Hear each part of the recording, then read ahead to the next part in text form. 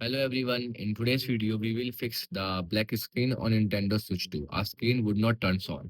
So the step 1 is to perform a hard reset. So to perform a hard reset, you can keep holding this power button and long press it for around 20 seconds or until your screen will be turned off. Okay? And then you will find your screen will be completely shut down. After that, here you can wait for 1 or 2 minute minimum and again press the button to turn on the device. Okay, it will simple reset the software glitches that cause the black screen. It will not lose your data. Step 2, charge the console. Use the correct AC adapter. Ensure you are using the Nintendo official adapter that comes with the Nintendo branding. And also you can use the Nintendo official power cable because they are only able to provide enough power to charge your device correctly.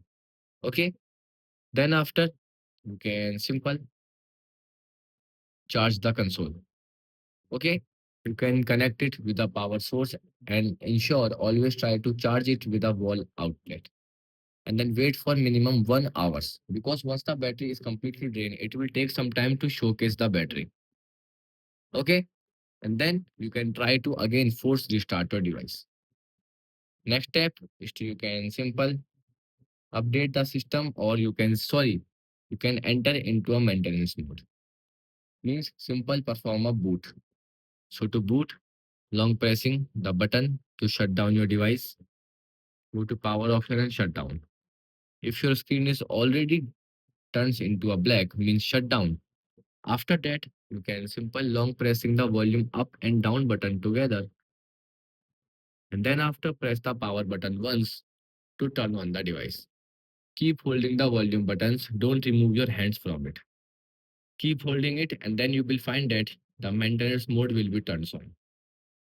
After that, here you can firstly update the system. Then after, you can again press the power button to exit from it. Okay, and then it will also refresh the connection of your console. And then you will find that your issue is resolved. Also, you can here restore to a factory settings if your device facing same issue. Okay, goodbye.